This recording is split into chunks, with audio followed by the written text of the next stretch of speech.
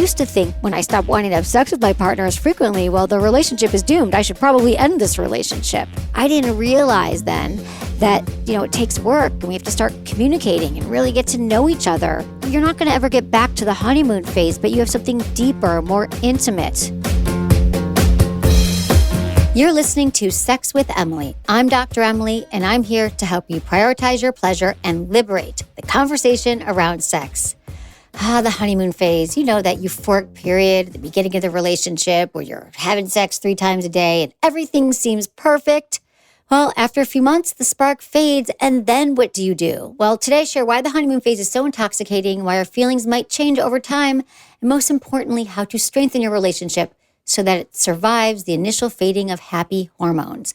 I also answer your questions about what to do when your partner asks you to be more romantic, how to communicate to your partner that their Instagram habits are making you uncomfortable, and what to do if you feel your fantasies are different from your partner's.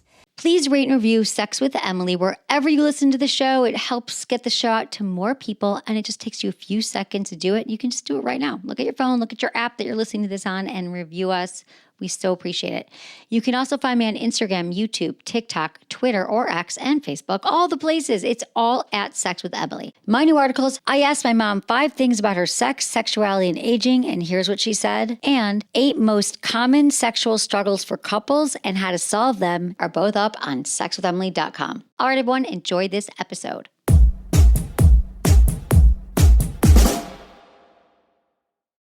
Did you know that your gut health directly impacts your sexual wellness? It's true. So if you're wondering why you're not in the mood or have no energy for your sex life, it might be time to examine your gut microbiome. Your gut can control everything from libido, arousal levels, energy level, mood, and of course, bloat. I don't know about you, but for me personally, when I'm bloated, my food's not digesting well, the last thing I want to do is have sex. Knowing the importance of gut health, I've always tried my best when it comes to probiotics, and in doing my research, I'd find myself getting all these fancy probiotics, but never noticing a big difference. That's until I met Just Thrive. I love getting to recommend products with all of you that I use in my everyday life. It just feels like I'm sharing with friends, and you're my friends. And I want to tell you all about my journey with Just Thrive probiotics. So I've been taking them for a few months now, and I've truly noticed a difference. I digest things easier, and most importantly, I've noticed such a big change in my overall energy. I do not feel lethargic after a big meal. And actually, I feel more energized, and I want to keep going, doing work, having sex. And I talked to the creator of Just Thrive about what makes their probiotic different. And get this, Just Thrive is the only probiotic that survives your stomach acid and actually reaches your gut 100% alive. All those other ones that come in fancy drinks, so you got to refrigerate, nope. Those all die in your stomach acid, but not Just Thrive. Just Thrive is vegan-friendly, non-GMO, made with only the best and safest ingredients. Just Thrive has made an active difference in my life. If you try it out and you don't feel the same way, you don't have to worry about it because they do have a 100% money-back guarantee if for any reason it doesn't work for you. No worries. They won't even ask you questions. That's how confident Just Thrive is that you're going to love their product. So check it out at justthrivehealth.com. Use my code BOGO, SWE, to buy one 30-day probiotic and get another one for 50% off. That's code BOGO, SWE. And this deal also applies to their Just Calm gummies, which I love too. So check it out. That's justthrivehealth.com. Use code BOGO, SWE to buy one 30-day probiotic and get another for 50% off. Let's talk about your vagina for a second, shall we? You're going to want to hear this. Our vaginal health changes throughout our lifetime, whether we're postpartum, we just had a baby, perimenopausal, or in menopause, all because of the loss of estrogen. So we experience more infections, itching, dryness, sometimes incontinence, the old sneeze and pee. I'm always on the lookout for solutions, and I've got one for you that is next level. V-Health has become part of my nighttime routine. It's a non-hormonal solution that restores vaginal moisture, elasticity, and pleasure. V-Health uses the perfect amount of naturally occurring growth factors women lose with age to safely regenerate the cells in the vaginal lining so they can do what they're supposed to do, repair and regrow cells. V-Health uses Nobel Prize-winning technology, growth factors, to regenerate vaginal tissues and significantly improve the vaginal health, which means more hydration, elasticity, healthy color, moisture, all the things. And no joke, all the women on the Sexuality team are using V-Health right now, and they're blown away. The V-Health serum is a game changer for women's health, the first topical of its kind using targeted growth factors. So if you want more pleasure, less discomfort, and who doesn't, check out V-Health. And you can save 20% now when you go to getvhealth.com and use promo code Emily20. That's getvhealth, getvhealth.com. Use promo code Emily20 for 20% off today. Okay, let me share a little story with you that might inspire you to look at your relationship differently. I lived in San Francisco for 20 years, and one of the requirements and suggestions when you first move there is you have to get an earthquake preparedness kit. The earthquake is coming. There'll be another one. We don't know when. And so just have a kit in your house. Have some water. Make sure that you have a place to go, that you have a plan, that you have an earthquake plan. And at first I was like, well, okay, I'll just go to my neighbors and I'm busy. And is that really going to happen? Until there was an earthquake. Now, it wasn't the earthquake, but it was bad. It was pretty, it shook. It shook the ground. And it wasn't until I felt that I thought, oh, this is serious. It could happen. And then I, went about my business and I had the kit in my house. So how does this relate to you and your relationship? Well, it reminds me of a situation that happens in the majority of long-term relationships.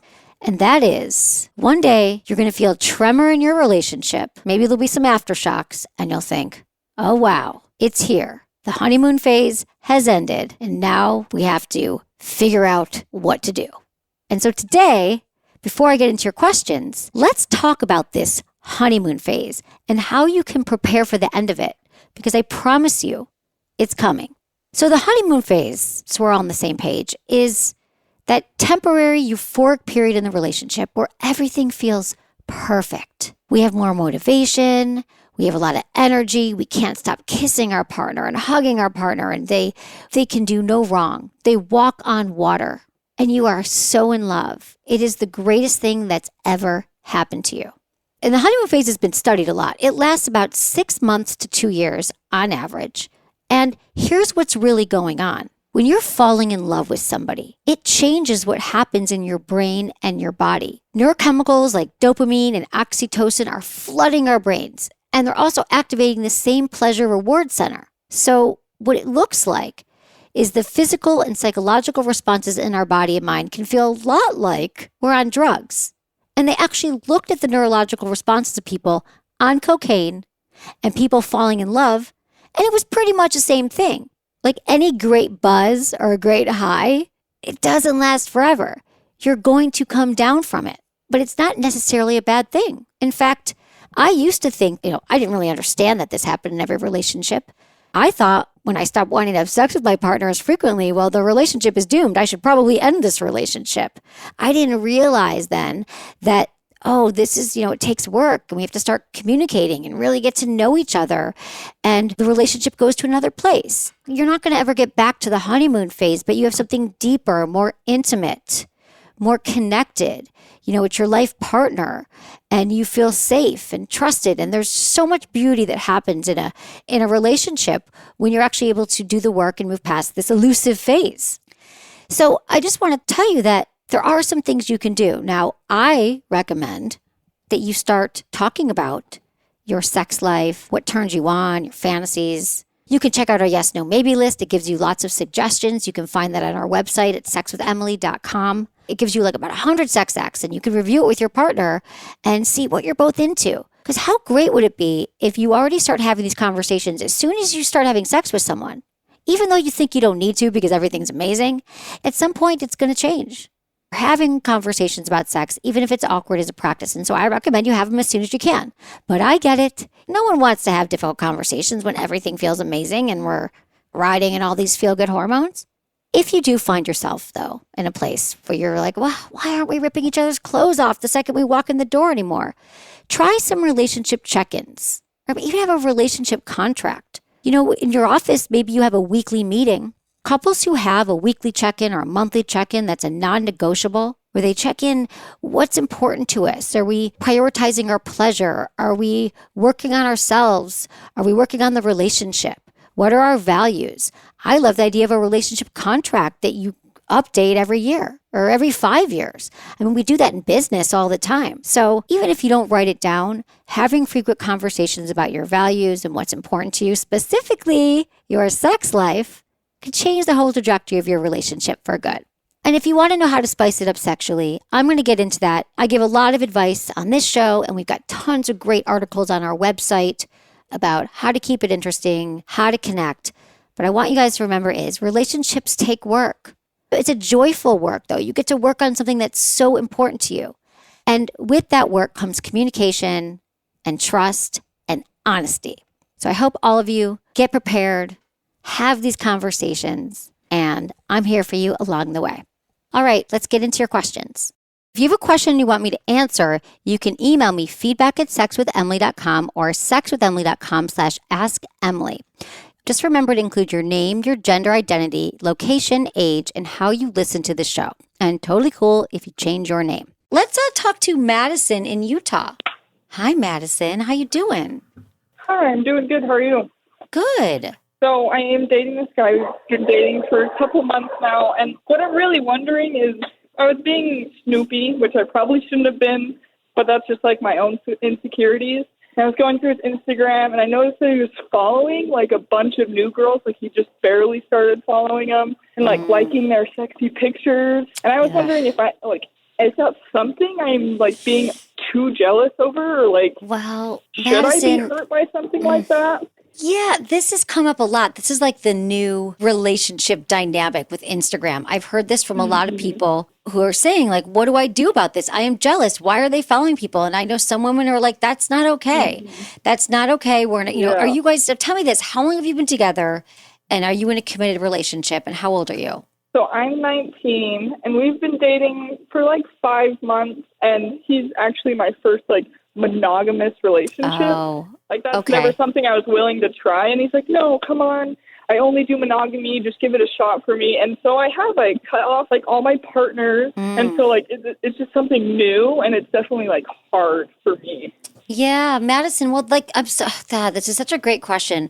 I would say that you have every right to feel jealous, but to also understand that this is new to you. You've never been in a committed relationship. And I think that it's like a whole new wave of emotions. It's kind of confusing. He says one thing. So I would just have an honest conversation with him and say, let's talk about our relationship, and you can just make it casual. You don't have to be like angry, jealous Madison, because no one wants that girl coming at him, right? And just say, hey, I want to revisit. It's been 5 months, and my first monogamous relationship, and it's been interesting.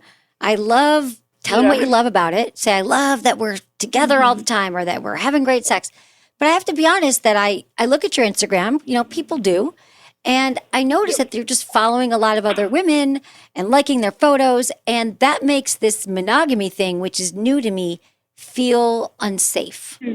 What does it feel like? You tell me. It just hurts for sure, because I'm someone who, I love my body, and I love to take like pictures of myself.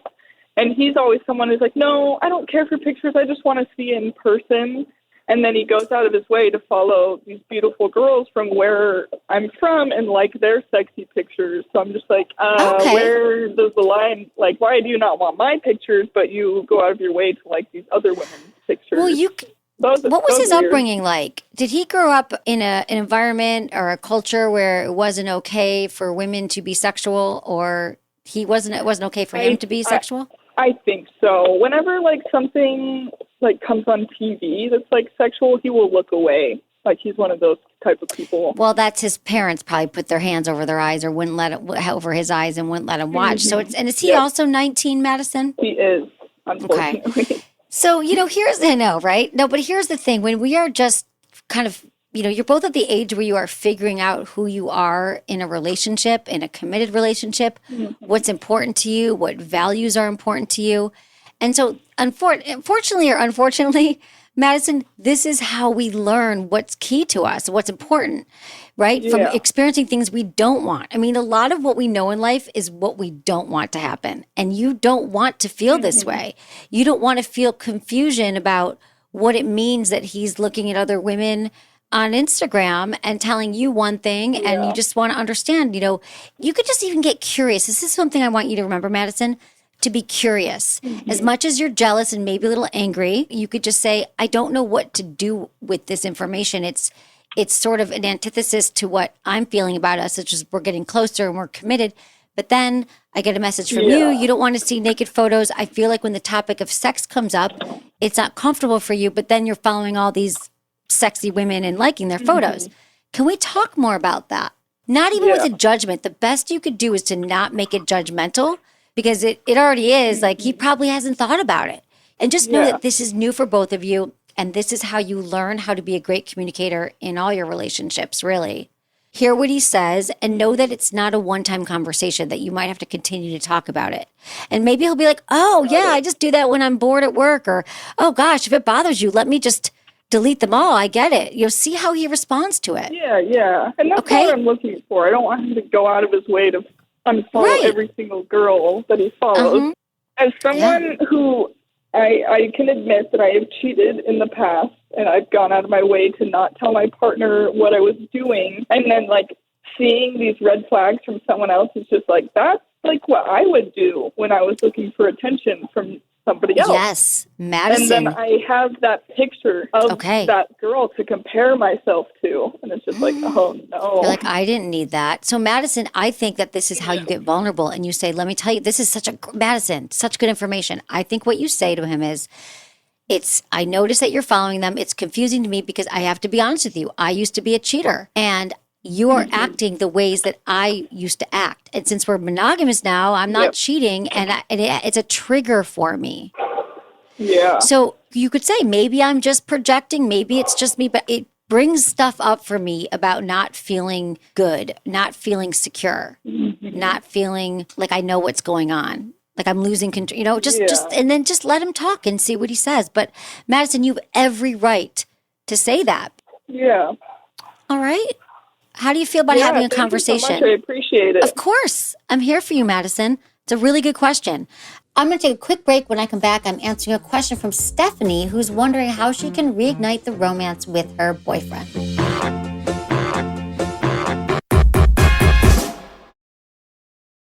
All right, it is finally here, you guys. I'm so excited to announce my very own Smart SX community. We just launched the membership, and I'm really excited to tell you about it, and hopefully you will join us. So I've been doing the podcast for 20 years, and here's what happened. I got really sick of this one-sided conversation. Yes, you go back and listen to thousands of episodes and get my advice and read the blogs and check out the videos, but the way that we actually make changes with sex and relationships is when it's a dialogue, it's a conversation, so I can work with you. It is time to do the work. Now, this membership has it all. There are AMAs. You can ask me anything. There'll be live coaching, guest coaching, workshops, webinars, along with weekly exclusive Q&A sessions with me, exclusive content with some of the best minds in sexual health and wellness, and so many other things. But I got to tell you something. I don't know exactly where this membership is going, and that's because I'm building it right alongside you. I'm catering this membership to the members, to you. I want to know what you want, and I'm going to fulfill your needs. Because,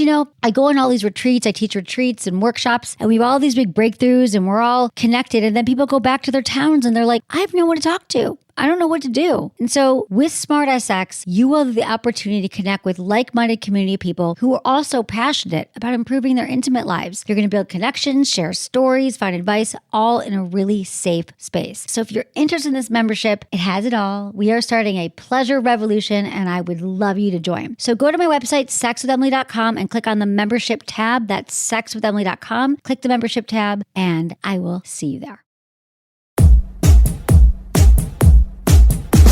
All right, this is from Stephanie, 26 in New Jersey. My partner and I have been dating for almost a year. I had a previous 6-year relationship, and he had a small handful of sexual partners, but no real relationships before me. We're both in our late 20s. The first few months, the sex was incredible and frequent. A few months into the relationship, our sex life slowed down a bit and we weren't having as much sex anymore. When we do have sex, he finishes much faster than before. We talked it through and he thinks it's just because we're past the honeymoon phase of our sex life. I wish we had more sex. We still love each other, but I'd like to get back to the more romantic state of mind. But I don't want to push him to do something he's not into. We have an amazing, happy relationship. How could I ignite that spark like we had in the beginning? Stephanie, here's the thing. Let me make this clear to everyone. You're never going to go back to the exact same moment in time as it was in the beginning. You can't recreate what's going on with all the chemicals and the hormones and that intense euphoria. But right now, I want you to start where you guys are at and see what you can work on going forward. It's really common that couples have these mismatched libidos where one partner wants sex more often than the other. But the important thing is that you can communicate with and decide, well, what's the frequency of our sex life? What turns us both on? And when you said, how could I ignite that spark for him again? It's not about one person lighting a spark. It's about the two of you together lighting a spark. I'd love that to inspire all of you right now. There's always one person in the relationship trying to fix the sex life and trying to do something else. And well, I'm all for spontaneity and trying new things. You both have to be on the same page as far as prioritizing your sex life. It sounds like you're the one who's leading the charge here and you're trying to fix it and you're trying to bring the spark back. But really, this might just take a conversation with him outside the bedroom and say, I want to talk about our intimate life and our sex life. And I realize we haven't had these conversations before because maybe you haven't. And say, this is what's important to me to connect sexually. You know, here's some of the most memorable times you've had sex. What works for you? What do you fantasize about? So all the things I talk about on the show, I wouldn't try to make any like major changes here, major decisions, but just have some frequent ongoing conversations. So you'll know, Stephanie, after 6 years, if this relationship can go the distance and he's willing to work on it, or if he's not. Better to have these conversations sooner than later. One way to keep the honeymoon going is to make sure you're both having pleasure. And one way a lot of couples aren't having pleasure is when they're not paying attention to the orgasm gap. And that is, women take a little bit longer to orgasm than men. And now that you know that, there's some things that you can do to make sure you're both having a good time. So men may finish between 5 to 7 minutes on average, while women just need a longer time. And that's where promescent delay spray steps in. This eases up the intensity so you can both sync up your pleasure. And I'm not just talking about lasting longer. It's about enhancing your connection and making every moment count. And if you have a penis and sometimes you finish before you want to, promescent can definitely help you with that. You're going to love it. Score a sweet 15% off at promescent.com/Emily. Plus, enjoy free shipping and a 60-day money-back guarantee, all sent in discreet packaging. That's promescent.com/Emily for 15% off your order. promescent.com/Emily. Let's talk to Tom in North Carolina. Hi, Tom. What is going on? Emily, I'll tell you what, I am so happy that I had a chance to call you. I have a beautiful wife. And my next door neighbor is always over in the house, and she mentioned to me that she and her husband like swinging. And I mentioned to my wife, she told me that was disgusting. She would never be with another woman, and she thought that was absolutely disgusting and never mentioned it again. But I worked from midnight to 8 in the morning. So one night I got sick, so I came home about 2 in the morning and looked through the window, and she was between my neighbor's legs, female, going to town. But she told me that she thought it was disgusting. And it made me question a little bit when I'm around, she's going to act like she's such a Christian and that's so disgusting and she would never do something like that. What do you think about it? I'm going to hang up and listen to the radio. But all right, Tom. Thanks. Lots to unpack here. I mean, you want to know why she would be doing that if she's such a good Christian? Because I think that there is a problem when we commingle religion and sex. I think that your wife probably never was in a place where she felt safe to talk with anyone in her life about what her actual desires were. Because if you grew up in a religious home, in a religious culture, where you are never given time to think about your actual, who you're attracted to and what turns you on and what makes you feel good, and to express it, because at every turn before the age of 18, let's say she lived at home until she was 18, your wife, and maybe everyone around her was saying that too, like bisexuality is wrong or homosexuality is wrong or lesbians are. I don't know what your wife went through. So that's probably why she didn't feel safe. Let's say I grew up in a very like restrictive home. And I was told, no, you can't be gay. You can't be, that is horrible. Then what am I going to do? I'm going to hate that I'm not able to live a life where I'm expressing my authentic self. And as a result of having to repress that my entire life, I'm going to marry a man. I'm not saying your wife is a lesbian either. We're going to get back to that, but I'm going off on the religious thing first. What's going to happen over time is I'm going to be with my husband and I'm going to hate myself for having desires for women. And not only since I can't fulfill it, I'm going to start hating everybody else. I'm going to start thinking that everybody else is disgusting for living out their fantasies and their dreams because I couldn't do it. Now, I want to know, did you approach her? Did you knock on the door? Did you come home? Did she tell you why? Did she express to you why she was doing that? We don't know because you hung up, but that's probably why. And she wants to be able to be free sexually and try other things and experiment. I mean, you guys are in your 60s. Every relationship, I believe, has to evolve sexually. And I don't think that means cheating on your partner. She's cheating. That is wrong. Even if it's same sex, different sex, you must be really hurt. That is a violation of your marriage contract, of what you've committed to. And so I think that part is a problem for sure. And I think you have to address it with her because these things don't go away. So if you haven't told her yet that you walked in on her, you have to let her know that you saw that and it hurt you and what it made you feel. I mean, I guess the goal is, Tom, what do you want to accomplish? Because if you guys have been together and you've got a long-term relationship, maybe there's a way to repair this and you get to the bottom of it and find out maybe why she didn't feel safe telling you. And then see if you guys can move forward and have a healthy threesome. If you want to find out what actually is going on, my best advice for you is to not go into this hot and angry and oh, why'd you do that? I walked in and say, let's have a real talk about this. I really want to understand your sexual desires, what you want sexually. Let me tell you about what I need sexually. It really was confusing to me when I came home and I saw you with our neighbor. It made me feel a whole bunch of different things. I felt I resented you because I've been asking you if you'd have a threesome with her. It made me feel like our trust is broken. It made me feel like I didn't really know you. And I'm just curious. He has to be curious. He can't be angry, even though you might be. Just say, I just want to understand where you're coming from. Maybe you could tell me more about this. How do you get curious with your partner? We're not going to get anywhere from being angry. In the world that I hope to live in, and the relationship that I'm in, and I wanted to continue to be in, is a relationship where this stuff doesn't happen because you are so honest and authentic and outright about who you are and what you value sexually and what you're into and what turns you on, that there's no violation of trust. There's no surprises because everyone who goes into a relationship has fully explored their sexuality. They know what they're into, or they're with a partner who is consented to constantly be checking in and evolving and growing. And maybe once a month you check in about your sex life. You have prioritized your sex life. That's the world I want to live in where this stuff doesn't happen. Okay. Hi, Dr. Emily. I appreciate your work. I think it's so important. I'm 24 in March, and I've been dating my girlfriend the same age for 4 years. We moved in together in June to a new city where we don't have any friends. The honeymoon phase is long gone, and the beginning of moving in together, we were having sex once every 3 weeks. More recently, we have not had sex in 2 months.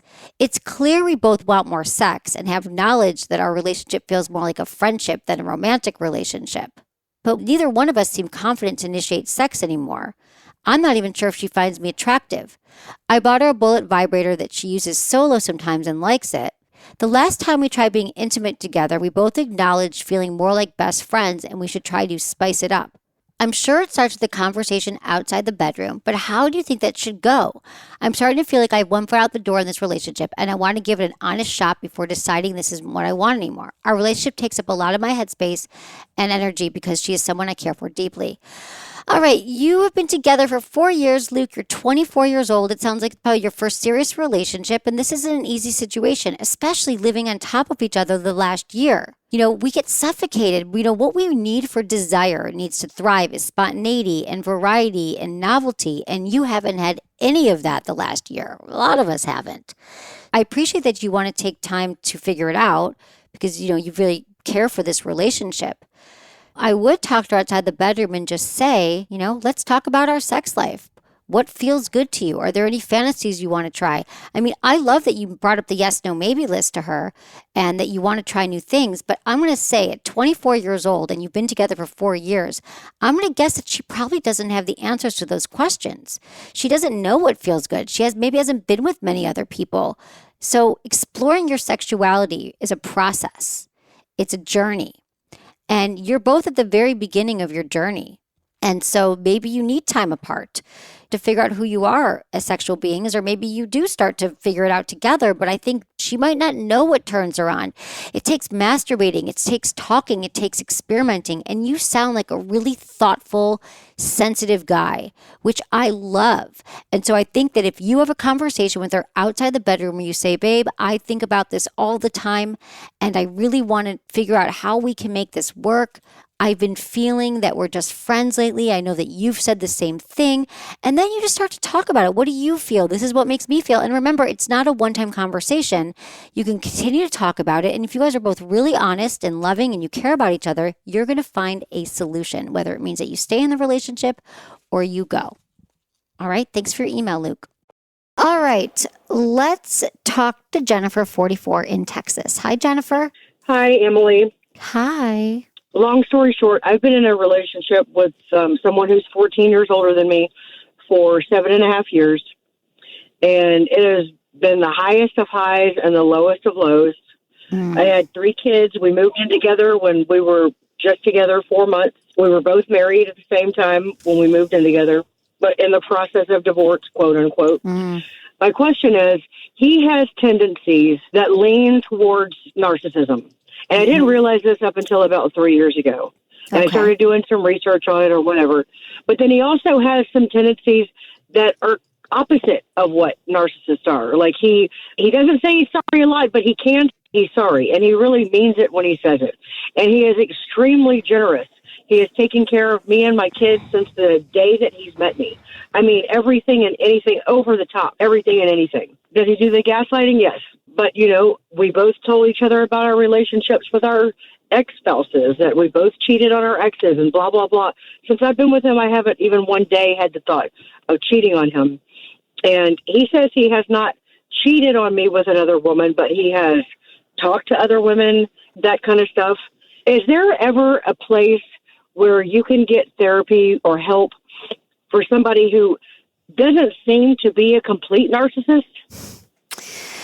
You know, if he commits to it, like if he says, yeah, I'm going to go to therapy and I'm going to go once a week and I'm going to stick to this appointment and I'm going to listen to what the therapist says and I'm going to try to work on empathy and I'm going to try to work on rage, or I'm going to try to work on moment by moment every day, I'm going to do the work, then they can have an impact. They can change. But let me tell you something. Being generous is not an opposite trait of narcissists. Some narcissists are very successful. They have a lot of money.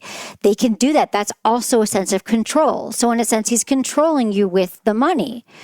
So people only change if they want to change, Jennifer. So, yeah. Do you think that can happen without going to therapy? No. Nope. Absolutely not. How old? He's 58 years old? No. Do I think that after 58 years of being one way in one body, that one day he's going to wake up and all of a sudden stop gaslighting and stop whatever else he's doing? No. Zero chance. Zero. I'm telling you. You've had ups and downs, highs and lows. And I'm not even saying just leave. I'm saying, will he go to therapy with you? But it doesn't look We've good. We've gone to therapy a couple of times, but he travels so much for work. We really had a breakthrough like a couple of weeks ago. And I told him, look, I will not stay with you. If you're going to even talk to other women besides your ex-wife because you have children with her, I will not accept that, period. If I knew he were going to be completely faithful to me, I would deal with the other stuff to tell you the truth. Know. It's not because of the money. Well, there's no certainty here, okay? And I mean, what do you want right now, Jennifer? Because I don't want to give up hope on him. That's why. Okay. Well, but he has to not want to give a hope on you. Not one person can't save the relationship. You both need to save it. At least he has to want to. And that's what he says. He says he wants to. Well, then he has to go to therapy with you. He can Zoom in if he's traveling. I see my therapist on Zoom. That's true. That's what you have to do. That is the kind of thing you need to do. Working on it, seeing if he can change. So, he has to want to put the effort in. But I'm going to tell you that people don't change much. It takes a lot of time, a lot of commitment. I know I've changed. I've changed greatly since I've been with him. I am not the same person that I was when I first met him. Okay, that's good. Has he changed at all? He has some, yes. All right. Well, I think it's just a matter of deciding what your values are, what's important to you, how you want to be treated, how he wants to be treated, and see if you're able to communicate and that there's more highs than lows. You're right. That's very true. Yeah. Okay. Well, thank you so much for your help. Of course, Jennifer. I'm here for you. I got you. Thanks for calling. Mel, 33, in New York. Ever since right before we got married, my husband started bringing up having a threesome as being a fantasy and something he wants to try. More than that, he has a desperate urge to fulfill. After hearing him out and weighing the options, I determined this is not something I'm comfortable with being a part of. He's dropped it, but brought it back up several times after that point. We always have a big discussion about it. I hear him out, what he's looking for. I consider it, and again, decide it's not something I'm into personally, but I understand his urge and desire, and I do not make him feel bad for wanting a threesome. I offer other things to help spice things up for us. However, he makes me feel bad whether he wants to or not for not wanting it. He makes me feel like this makes me boring. I have offered to do anything else, whatever he wants. Dress up, role play, toys, anal, you name it. But we never get there because the conversation, instead of being around what we can do instead and what we're both comfortable doing, just arcs back to the threesome. He compares our relationship to that of others that he knows of who have threesomes often. He makes it seem like literally everyone has done it or is doing it, and I'm the only one who isn't into it. I don't know what to do. I feel like I'm trying, and I just want to be happy, and I feel like because I don't want to have a threesome, ultimately it will end our marriage. Am I wrong for not doing it? Should I just do it and try it for him even if I'm uncomfortable? I feel like one person will be resentful in either scenario.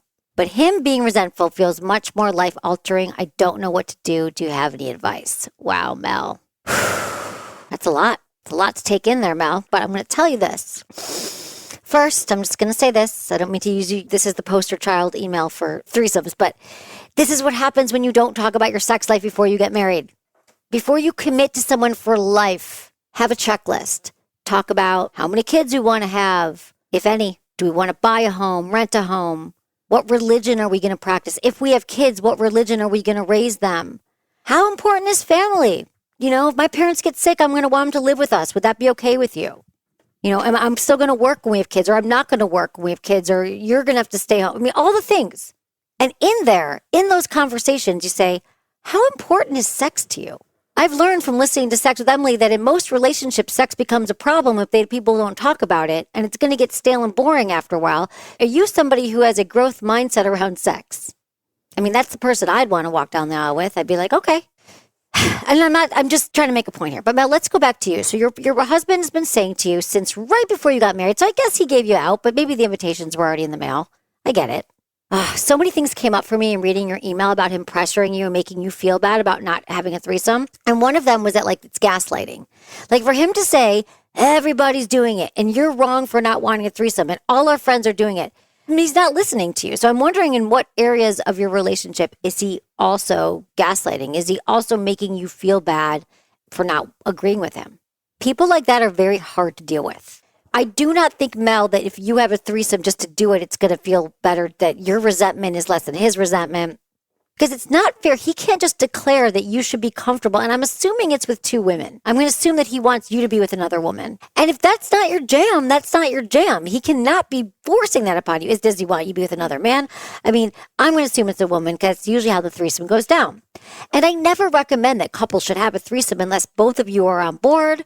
You know, maybe you have role played it in your mind and you've talked about it and if you were interested, but you're not. You've thought about it. And it's maybe, I don't know how long you've been married, but I think that there's a lot more places for couples to go before they dive into a threesome.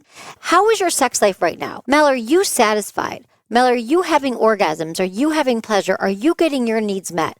I mean, it sounds to me like the fact that you wrote me this email, that the threesome request might be getting louder and louder and louder, and it's drowning out any of your needs. In fact, to me, this would be something that you could take to a therapist too, maybe a sex therapist, to help you guys negotiate this, because he 100% has to at least be on board with a yes, no, maybe list, or a night discussing, a pleasure plan, or like, let's talk about things so we can both get our needs met. Your needs are just important as his. What I found is the more comfortable sex I have, the more I'm connected to a partner, the more I feel like it's a mutually beneficial relationship. I'm more open to things. I feel safer. I'd be willing to try or wanting to experiment more. I'm not saying you're ever going to want to have a threesome, but perhaps if you felt that you were in a healthy place with him and things were great and you guys were sexually connected. See, even if you wanted to have a threesome, Mel, I would still be asking you, how are you at getting your needs met? Are you having orgasms? Are you having pleasure? Sounds like your needs are being put on the back burner and his needs about wanting to have a threesome are running the show. That doesn't feel great to me. So I think that what you have to do is outside the bedroom, this is one of those things you say, babe, I want to talk to you about our sex life. I want to have adventures. I want to feel connected. I want to continue to grow and change and learn with you in this marriage. And so can we take threesome off the table and start fresh? I want to start to build together, create a sexual, erotic life that we are both a part of. And him demanding that you acquiesce isn't going to fly.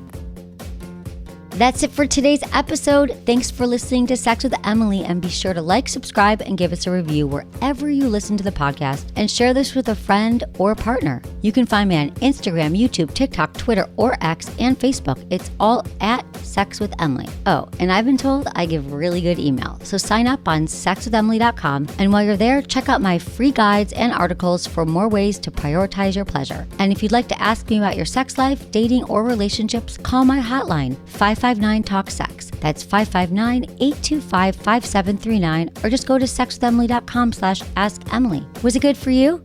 Email me, feedback@sexwithemily.com.